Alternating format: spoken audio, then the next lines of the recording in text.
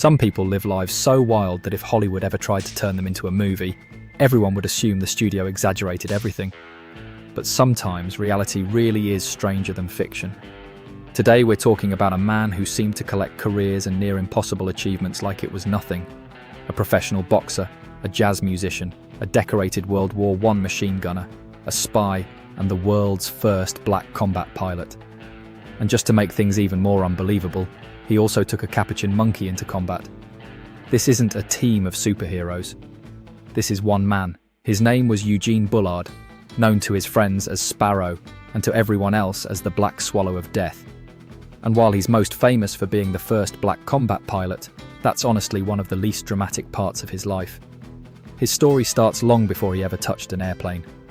Eugene Bullard was born on October 9, 1895 in Columbus, Georgia, the youngest of 7 children. Growing up black in the American South during the late 1800s and early 1900s meant racism wasn't just common, it was constant. His first real memory of it came when he was around 5 or 6, when the white kids he played with suddenly stopped treating him the same because their parents told them to. As if that wasn't enough for a child to process, his mother passed away around the same time. The two traumas fused together in his mind, racism and loss, and he developed one overwhelming desire: to run away. His father and grandfather had always told him about a place across the ocean where people weren't judged by their skin color. A place called France, but he was just a kid. Running away across an ocean wasn't exactly an option. When Eugene was 8, his father, nicknamed Big Ox, got into a violent altercation at work. Big Ox was a massive man, 6'3", and built from years of unloading cargo ships. Despite his size, he endured constant harassment because he had 7 children to feed and couldn't risk losing his job. One day, a co-worker attacked him with a hay hook, splitting his scalp open.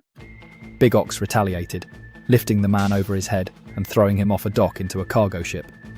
The man survived, but racist workers spread the story, and that night a mob showed up at the Bullard home. Big Ox hid his children under the bed and in closets, turned off the lights, grabbed a shotgun, and waited as men pounded on the doors and windows. 8-year-old Eugene lay under a bed, convinced he was about to lose his father, just like he lost his mother. The mob eventually left, but Eugene's fear didn't. That night became the moment he decided he had to escape. From ages 8 to 12, Eugene repeatedly ran away, and his father repeatedly dragged him back. But at 12, Eugene finally succeeded. He saved $1.50, bought a train ticket, and disappeared into Atlanta. With no plan and no resources, he wandered the city until he met a group of British Romani travelers, the Stanley tribe. They took him in, taught him how to care for horses, and eventually helped him become a professional jockey. But racism followed him even there, and when he realized the group wasn't returning to Britain anytime soon, he left to chase his dream of reaching Europe. He worked his way up the coast to Virginia, got a job as a longshoreman, and eventually stowed away on a ship. After a failed attempt, he boarded a larger vessel, was discovered, and, luckily, was allowed to work for the German crew instead of being imprisoned. By the end of the voyage, he had learned German, earned $25, and stepped off the ship in Scotland with nothing but determination. Life in Europe. Scotland wasn't racist like the American South, but most people had never seen a black person. They started calling him Jack Johnson, after the famous black heavyweight champion. Eugene didn't mind, he leaned into it. He worked the docks during the week and performed on the streets during weekends. Eventually he created a dunk tank act, where he'd sit on a plank, talk trash to passers-by, and let people pay to dunk him. It made him more money in one night than he earned all week. With free time and a reputation as the Black Jack Johnson, he decided to try actual boxing. He forced his way into a gym, worked for free until the trainer gave in, and at 16 he took his first professional fight. His speed earned him the nickname Sparrow. Soon he was fighting on cards headlined by major black American boxers, including the Dixie Kid, who invited him to train in Paris. Eugene didn't hesitate. France was the dream. France, the dream and the war. In Paris, Eugene thrived. He boxed, performed jazz, travelled and lived freely without the racism he grew up with. But in 1914, Germany invaded France, and Eugene immediately tried to enlist. Without paperwork, he was rejected until he learned about the French Foreign Legion. On his 19th birthday, he joined. The Legion's training was brutal, but Eugene had already lived a brutal life. He excelled and was assigned as a machine gunner, meaning he carried the heaviest weapon and was always a primary target. He fought at the Somme, where he famously defended a flank alone, firing until his gun overheated. With no water left in the cooling tank, he climbed out of the trench under fire and urinated into the machine gun to cool it down. The gun worked. The flank held. He fought through Champagne, storming trenches in close quarters combat where his boxing skills became deadly. His unit suffered over 50% casualties, but Eugene survived. When given the option to leave the war or transfer to a safer front, he refused. He joined the 170th Infantry Regiment, nicknamed the Swallows of Death, and quickly earned his own title, the Black Swallow of Death. Wounded but unstoppable, during the Battle of Verdun, Eugene was hit by shrapnel that tore open his face and destroyed most of his teeth. Despite the injury, he volunteered that night to run through half a mile of machine gun fire to deliver critical orders. He succeeded and was nominated for the Croix de Guerre, France's equivalent of the Bronze Star. The next day he was hit again, this time fracturing vertebrae and tearing open his thigh. He was sent to Paris for 8 months of surgeries and rehabilitation, fighting to walk again. While recovering, he met a French Air Force officer who suggested a new path. If he couldn't run trenches anymore, maybe he could fly. The idea of flying appealed to Bullard immediately. He'd already survived trench warfare, machine gun nests, artillery barrages, and near-fatal wounds. Compared to that, flying seemed almost clean. Dangerous, yes, but a different kind of danger. And that's where the next chapter of his unbelievable life begins. He applied to transfer into aviation and was accepted for training. In 1917, after months of intense instruction, Eugene Bullard earned his pilot's wings and joined the French Air Service. He had officially become one of the world's first black combat pilots.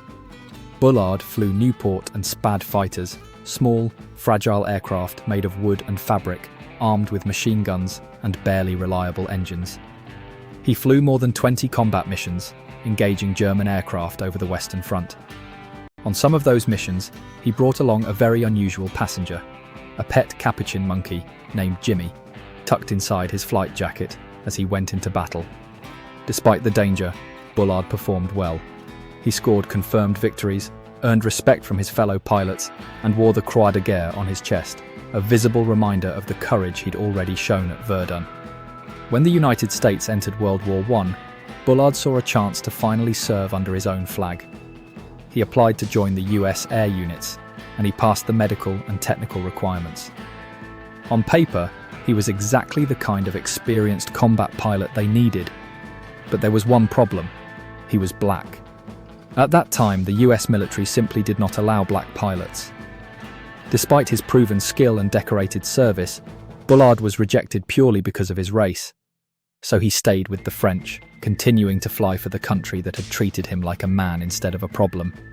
Later, after an off-duty dispute with a French officer, Bullard was removed from flying status and sent back to the infantry.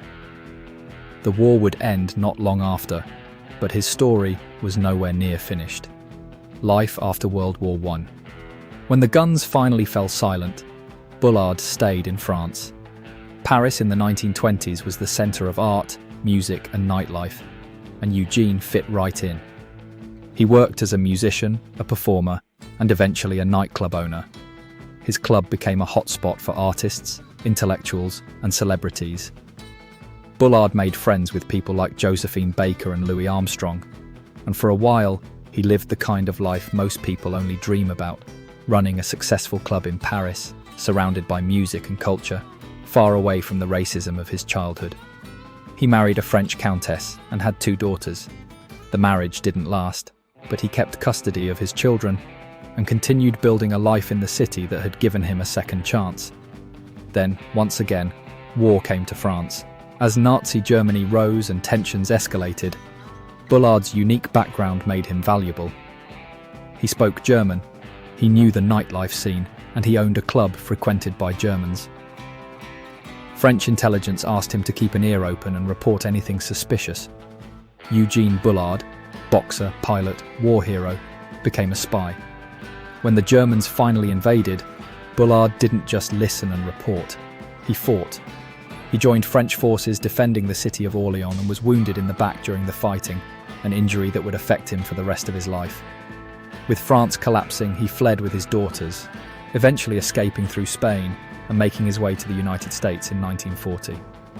Back in America, you'd think that when a man like Eugene Bullard, decorated French war hero, combat pilot, spy, nightclub owner, returned to the country of his birth, he'd be treated like a legend.